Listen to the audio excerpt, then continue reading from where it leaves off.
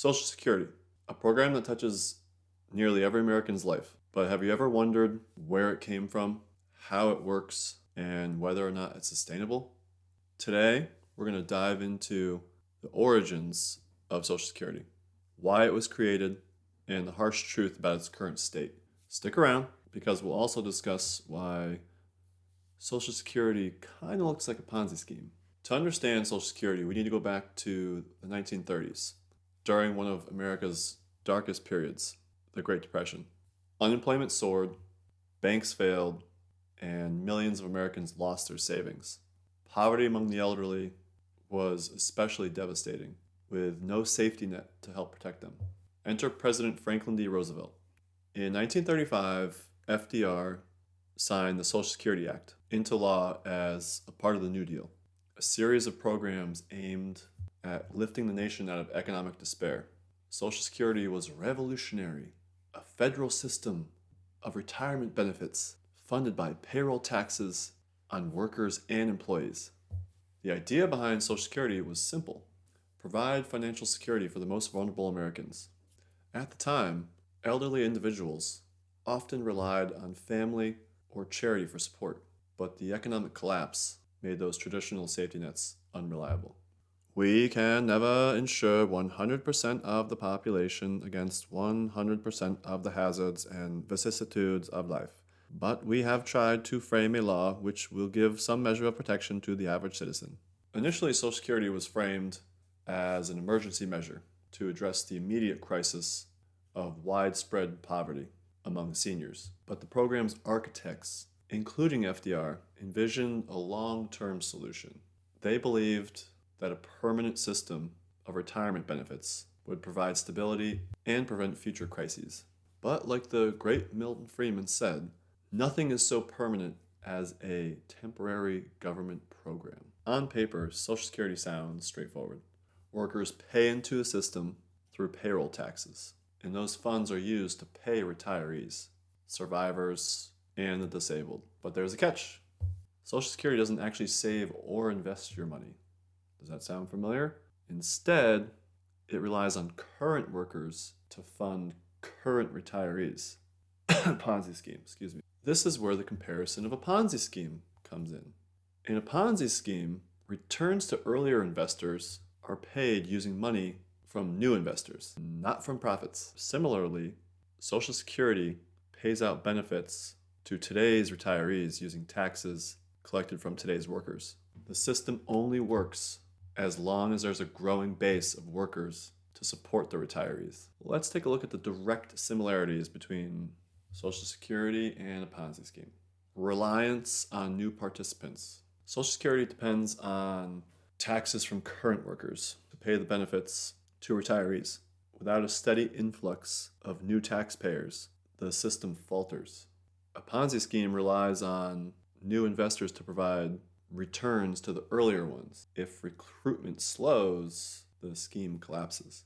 Lack of true investment returns. Social Security funds aren't invested for growth in the same way private retirement accounts are.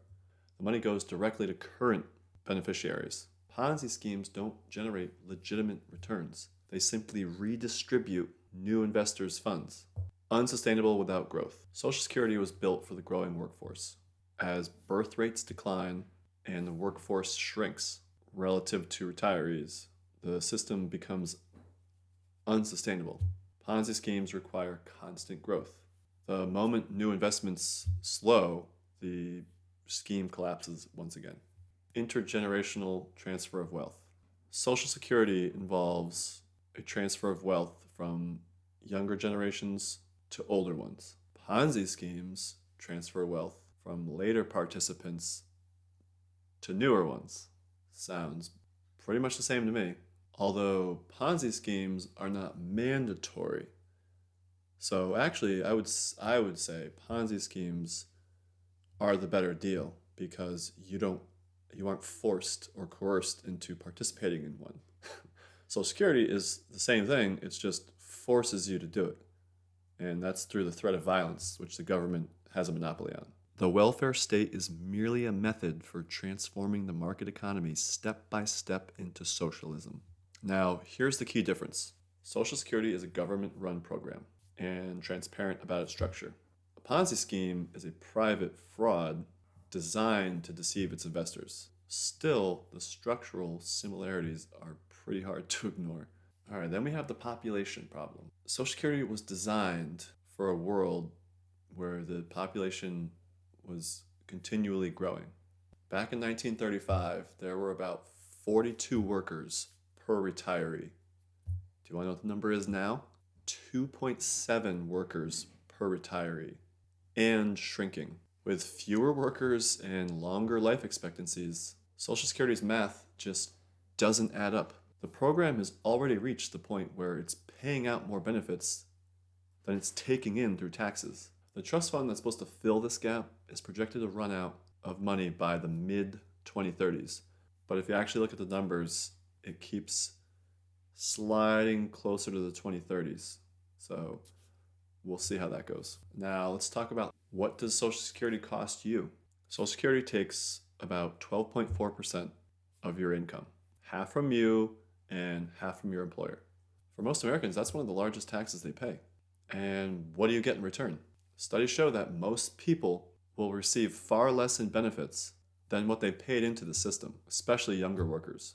And that's assuming Social Security even has the funds to pay full benefits when they retire. So what can we learn? Social Security started with good intentions, to provide a safety net for the elderly and vulnerable. You know what else was created with good intentions? A nice paved road to financial hell. But today, it's a bloated, unsustainable program that's costing Americans far more than it delivers. The system only works with a growing population. And as birth rates decline and life expectancies rise, the cracks are becoming very apparent and impossible to ignore. So what can we do? Reform is essential. Whether it's raising the retirement age, changing how benefits are calculated, or introducing private accounts.